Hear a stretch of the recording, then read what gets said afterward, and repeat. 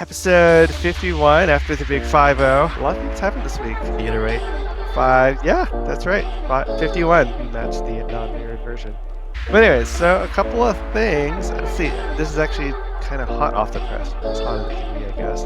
So Mark Cuban posted something to make an offer to a lot of the federal workers that were laid off. So we'll talk a little about that, what he's recommending there.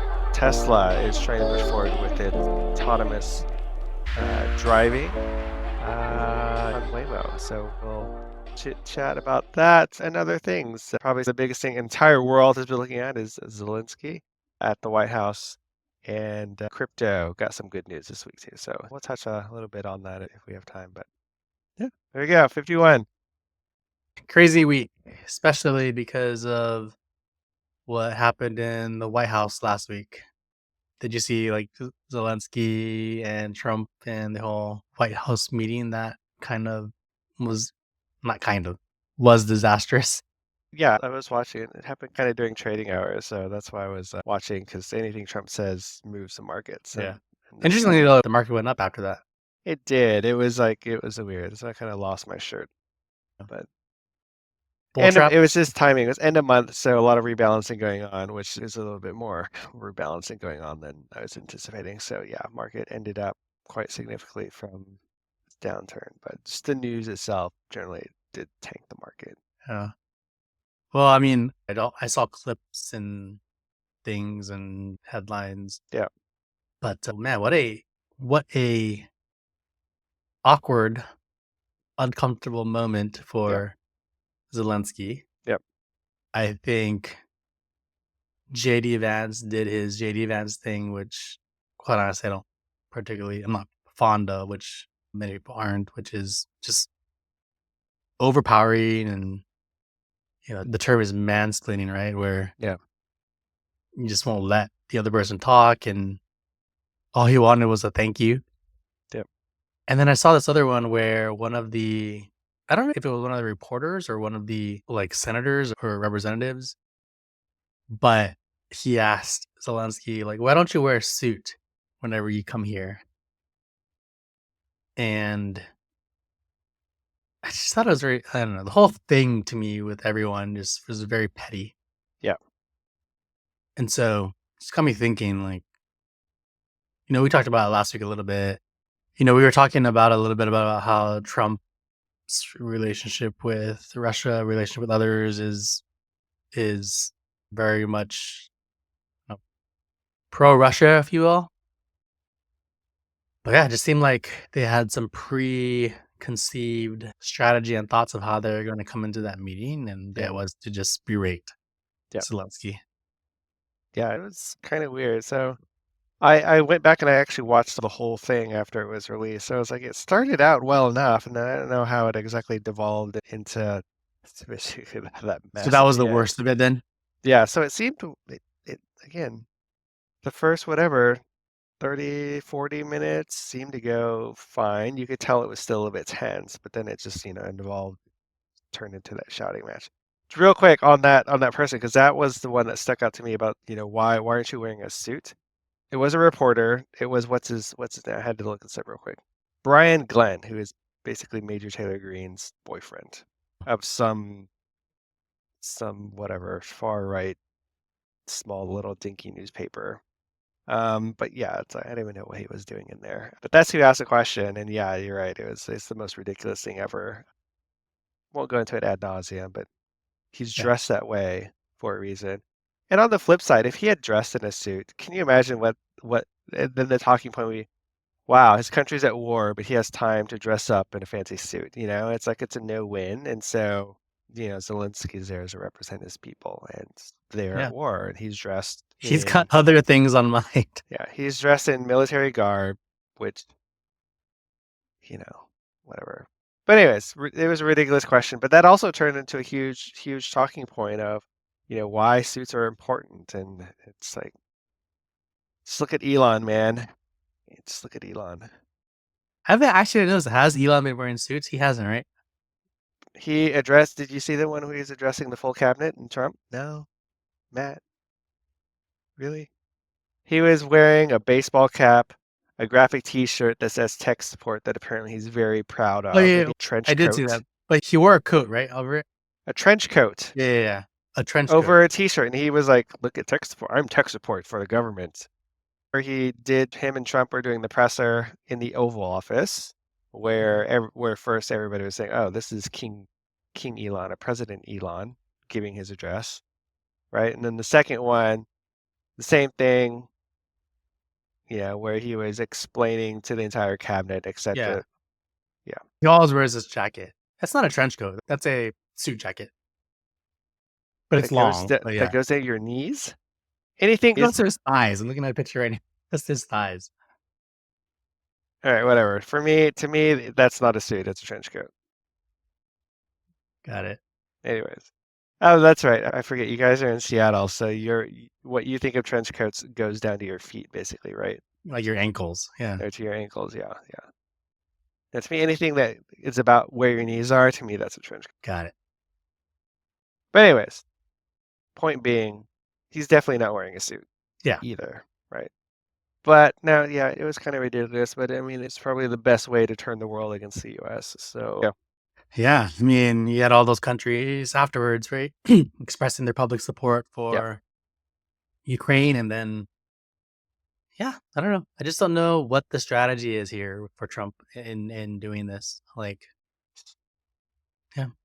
I actually was reading a couple of interesting commentaries, which I didn't think about. That one possibility of what's going through Trump's mind is he's looking at it from the standpoint of three world powers, basically, right? So Russia, um, China, and the US kind of managing their own hemispheres.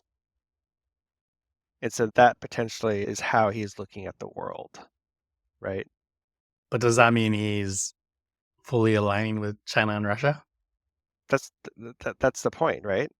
Is Russia, you do whatever you want, right, with Europe, right? Xi Jinping, you do whatever you want with Asia, meaning Taiwan is probably going to be taken over by China within the next 3 years. And the US is basically, we will handle the Americas. And that's kind of the sphere of influence of what these three superpowers are going to do. I thought was a very interesting take, which makes sense if you look at the things he's done or suggested, right? Is they basically just own these hemispheres of where the countries are and not really care about what happens outside of that. Which is talk about taking over Canada, invading Mexico, taking over Greenland, I right? wonder why the like of the world powers spheres, China I think makes a little bit of sense because I mean while we have tensions with China and they've got their things going on with Taiwan, Yeah. I'd say they're not as to me they're not as like they're not as bad as Russia. Yeah. Russia Well, to me doesn't make too much sense as why to align with them other than if there's something incentivizing, like why not align with the European nation? because Trump idolizes authoritarian Because he wants to dictators. be authoritative. Yeah. I haven't seen anybody who's not suggested that. Or even people who know him. He's always admired Putin because of the way he runs the country. Or Xi Jinping too, right? Anyways, it's a weird way to think about it, right? It's scary. Not wanting to be the leader of global freedom, but just Yeah. being satisfied. Yeah, it was a really interesting take that I just had never thought of, and it's like, okay, I guess I could see that. Divide the world into three, you know. But that means like, yeah, I mean, he's on a path towards like dictatorship slash Mhm. communist shipped or communism.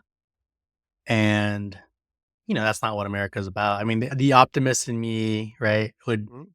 would be like, okay, there's gonna be at some point where he goes too far, and while he's positioning the military to be in his favor, right, he's gonna go too far to where someone or some entities are going to do something, right? Similar to like how Mike Pence put his foot down when he tried to overthrow the election. Yeah. I was like going too far, and then finally someone who with power did something, right? Yeah. Yep. I don't know. It's scary to think about. We'll see. Historians will have a ton of things to write about, right? Either it is the fall of one of the greatest democracies in the world, or you somehow get out of it. But Yeah. I don't know. It's kind of scary, to be honest. It's like I would have never thought we'd be in this position, but here we are. Yeah. Here we are. Americans should be better than that. Yeah. Well, I mean, technically half think he's doing the right thing or that America's on the right path, and there's the other half that disagree. Yeah. It's hard to say well, history will decide who's likely on the good side of history. Yeah. Well, I will say that I was in the store, at the grocery store this week, and went to get some maple syrup, and it was $30 for 32 ounces of maple syrup. Wow. Canadian maple? Yeah, Yeah.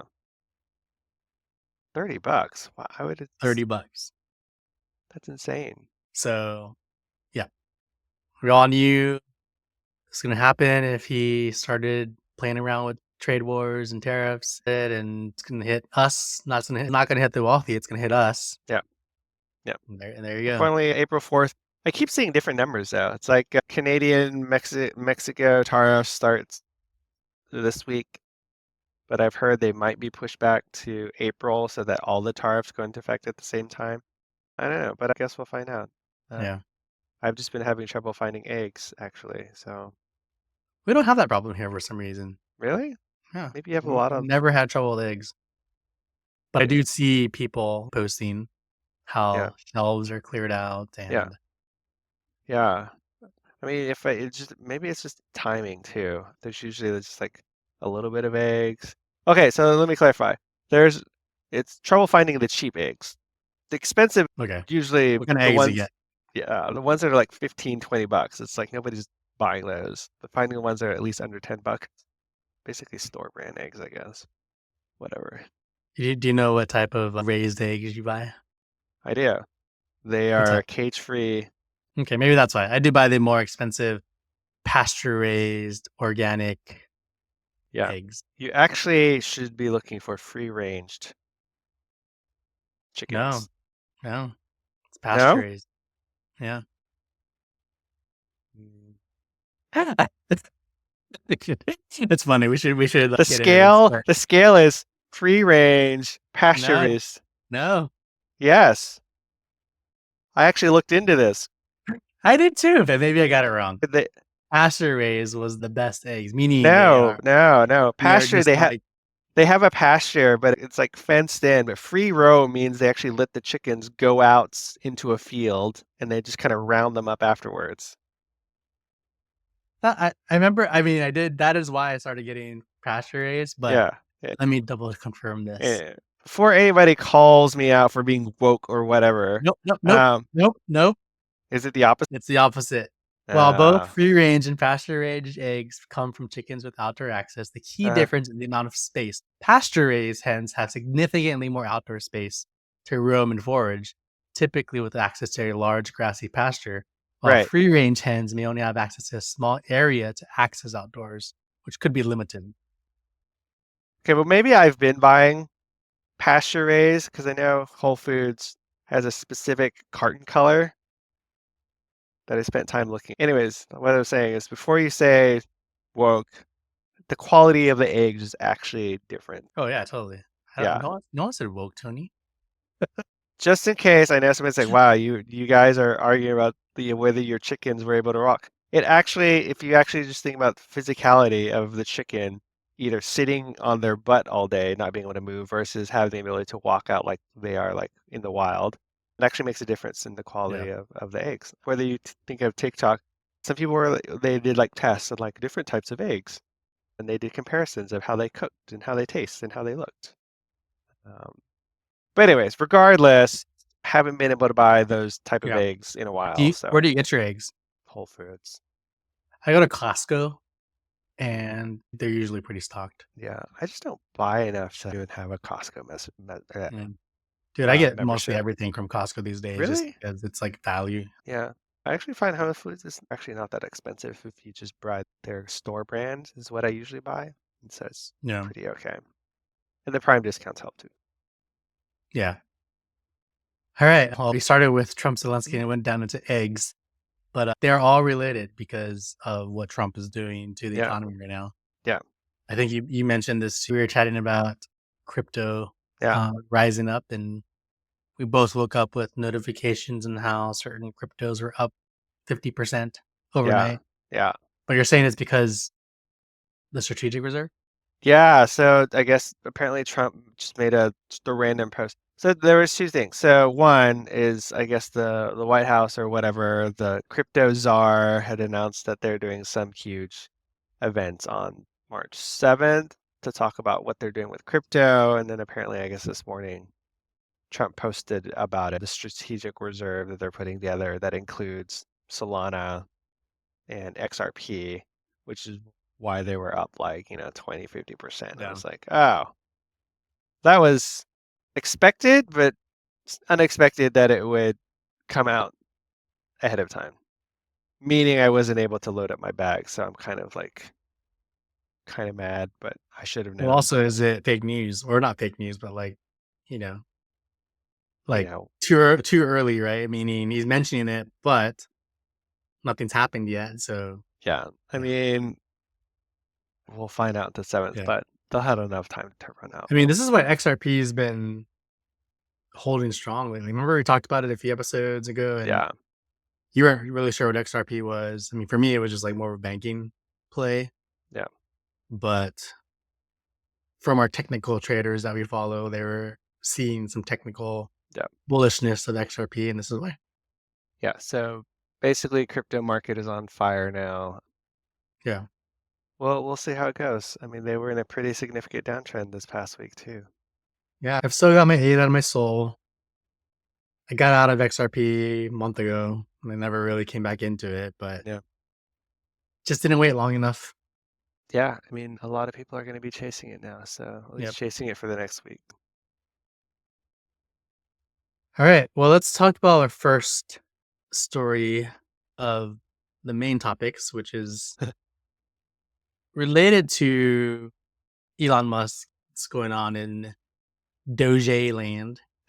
So, I guess if you look at just like the world of billionaires, right, you definitely have those that fall on the side of everybody's happy with what, Trump and Elon is doing at Doge, and then of course you have the opposite who are just kind of like, what, this doesn't make any sense what you guys are doing. So Cuban is one of the people that's active on Blue Sky, which is basically the competitor or where everybody's abandoning ship Twitter to be on. So he posted an interesting idea to fund federal workers, or he was suggesting federal workers should band together and create basically a consulting company. Because eventually all these roles that have been eliminated, the government is going to need help to basically fix everything. And so he was suggesting like a group should put together a consulting company of basically federal workers that were laid off, and he would fund kind of like this endeavor in some form and fashion to help them, you know, get back on their feet essentially. I thought it was an interesting take on it. He's right though. Also don't think people realize how much companies rely on consultants or contractors to fulfill specific needs, right? That they don't necessarily need full-time employees to do, or they need very specific pinpoint type expertise that they just need to quickly fill in a gap. But yeah, so I thought that was interesting. I'll be curious on what that's like. Because again, I don't think people realize the government doesn't actually run like a business. So yeah, Elon Yeah. cut 80% of Twitter and it's still kind of functioning okay, but the government just doesn't work like that for a reason, right? Can you elaborate more on that? What do you mean? For what reason? So the tech mentality of move fast and break Mm. things and then fix them later, people's lives are at stake with whatever the government decides to move fast with. Elon joked about it actually during his cabinet thing.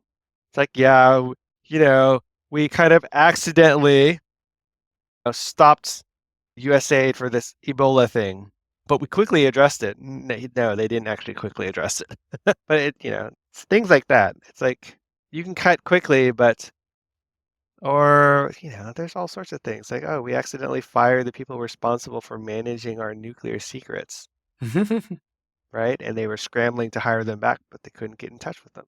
So things like that is kind of what I mean. It's like, yes, the bureaucracy has been built up for many years, and so it's like the break things move, break things move quickly doesn't work Yeah. as it does at a private company where you you literally control everything, right? So that's what I mean. Not meaning that I don't agree with the cuts, just meaning you probably need to be a little bit more nuanced in how you Yeah. decide to cut. Whatever. Okay. Yeah, that makes sense. It's interesting, this consultancy. I think one thing you said in all that is because the government's gonna need people to help fix the things that they can't fix. It's an But at the interesting same time, idea. I don't what's that? It's an interesting idea. Arguably, the reason why they're having all these cuts is because 10 people are doing the same thing, Mhm. right? And so if you reduce that to 1 person or 2 people doing the right thing, then technically you don't need these consultants to come and fix things because Mhm. now you're just getting more efficiency out of 2 people versus 10. Mhm. But I do think, like, while these are government employees that have a specific skill set, yeah, there's a need for that skill set. And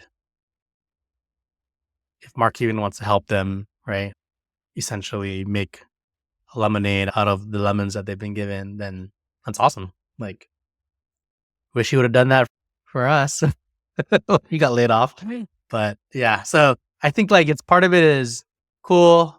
Mark Cuban, good, nice guy, good job. The other part of it is like, is it necessary? And then the other part of me is like, why are you doing Yeah. this, Mark? Like, Yeah.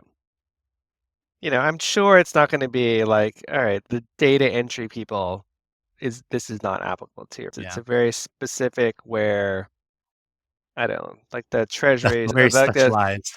like the Social Security is built on COBOL or whatever, right? And so there's probably a very limited set of people who actually understand Yeah, how payments go out in this antiquated systems, right?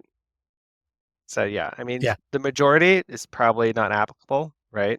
But there's probably a very, you know, niche set of individuals who probably could. yeah.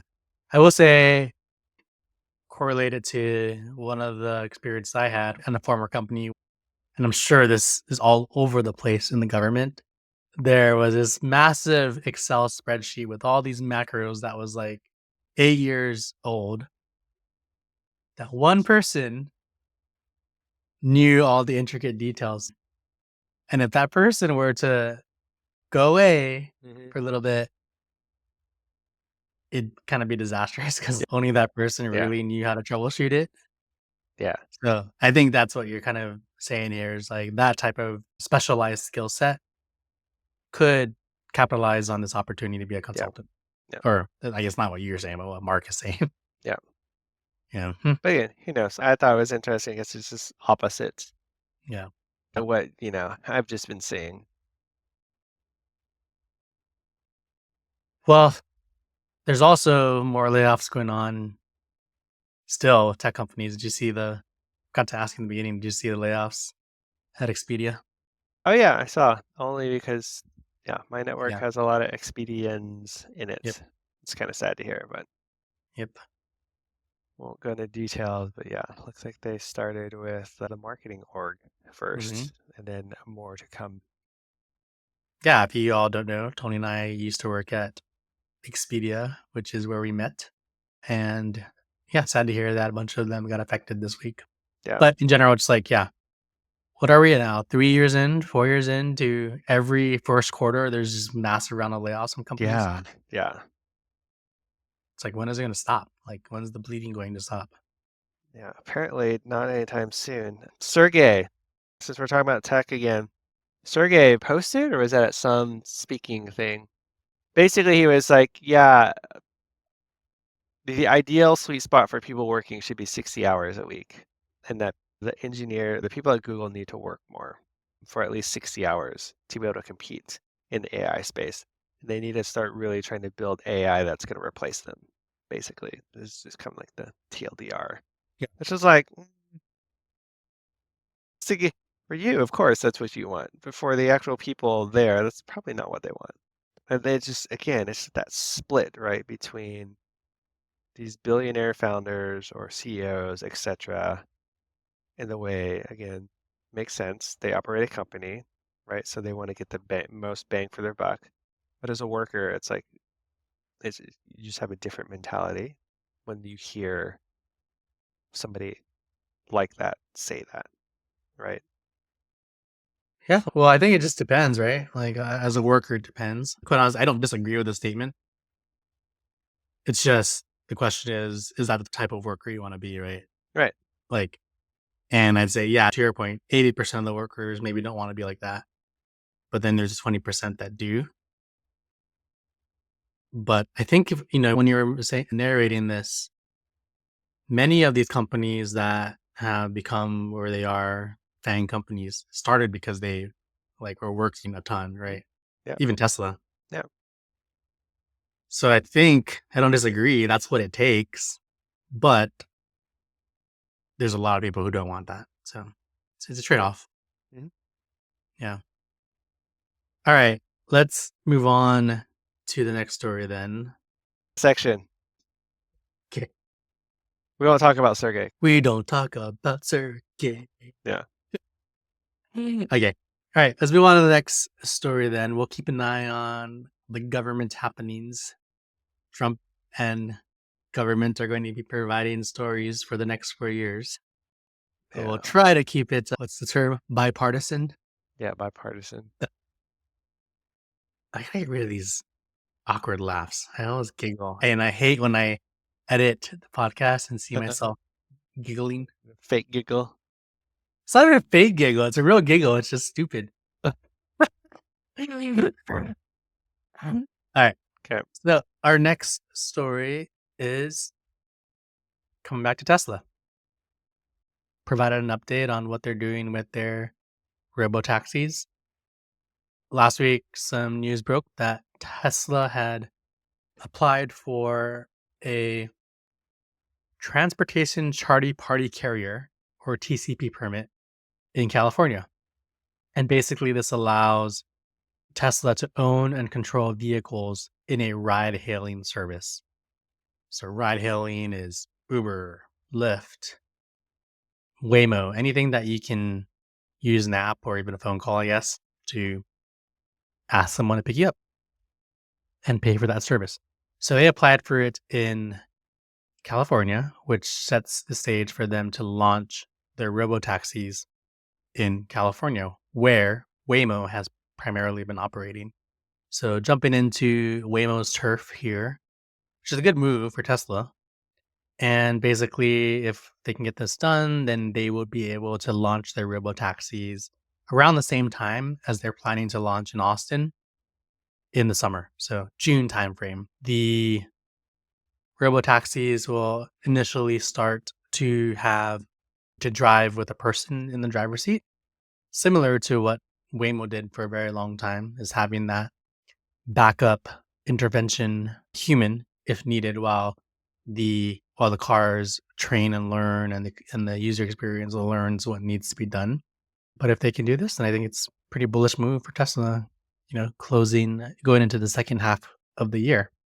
Now, this allows them to operate as a ride-hailing service, but they did not apply to participate in the Autonomous Vehicle Service Program, which means they would not be allowed to offer driverless autonomous vehicle rides to the public in any way. Right. I don't get that statement, how it's different than the TCP. So does the TCP allow them to just charter private rides? I'm not sure. Don't Oh. know. I haven't looked into the distinction. I just know that one is the permit that you described, that is allowing them to actually run autonomous vehicles, right? Versus the other one, I don't know if that means I'm It's assuming just like a taxi service. it's running it as a business, Yeah. right? As a taxi service, which you'd have which you would probably where this would fall under. So it's like two separate things. So essentially, it's okay. So this is essentially allowing them to operate as people can flag them to pick them up. Yeah. However, they are not officially in the like full self-driving Right. aspect of that. Yes. Which So I'll then be interested to see if California actually approves Tesla for any of these. yeah. And then, Right.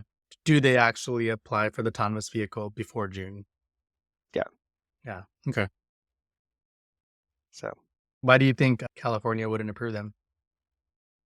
just because. Political warfare? Is that what you're saying? Yeah. Interesting. Because I mean, right, technically they don't, as a state, it doesn't need to approve these if they don't agree with the company. Yeah. Right? Or they just say it's not safe or proven, and that's why it's not being approved in the interest of whatever the residents. It's a good thought. I hadn't heard much on the whole Phoenix autonomous driving either. Yeah, I haven't Because seen remember they were that. supposed to look into Phoenix? Yeah, pretty sure they are, but again, it's probably just because he thinks California is just a big market. But Yeah. with the way things are going, who knows? So I'll be interested to see how these delivery numbers come out for this month. Okay. Yeah. Well, Tesla is at a key support line. I think it's down like 30-40% since the beginning of the year. So Yeah, it's either a good time to buy or at least nibble. But also, yeah. I mean, that's what always happens with Tesla. It always goes down, it goes up, it goes down. Yep. If I were to put my bets, this is not financial advice, but this is what I'm doing, is I am rebuying into Tesla slowly as it drops. Okay. Yeah. Yeah, for the time being, it's not on my list. And that's fine. Yeah, What are you looking into? probably Meta on the dips. Well, yeah, Meta dropped a big. It dropped quite a bit. I kind of want it to go a little bit cheaper. And then what else? I want to buy like a chip maker. I'm not sure which one. NVIDIA or Broadcom is kind of where I'm looking at right now, but we'll see. NVIDIA's news was kind of like, yeah, that's right. We didn't mention it. NVIDIA had their earnings this week, Oh, yeah. which was big. They still performed really well, just not the outsized growth that I'm sure people want to see, right? You can kind of see it tapering off. It was a little bit down at one point. We'll see. But yeah, other than that, it's kind of sitting in cash a little bit. Yeah. Okay. Yeah.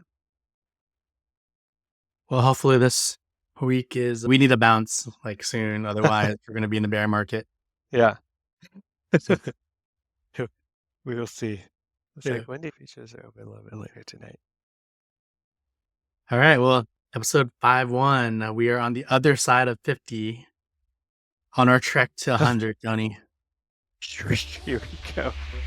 So thanks all for listening, and thank you, Hutch, for commenting in our channel. I got the 5-1 on the right side this time, which is something you mentioned. You get the hands correct. So yeah, thanks for listening, and let us know if there's anything else that you want to hear, or if you have feedback or review. Subscribe and like. Talk to you later. Subscribe and like. See ya.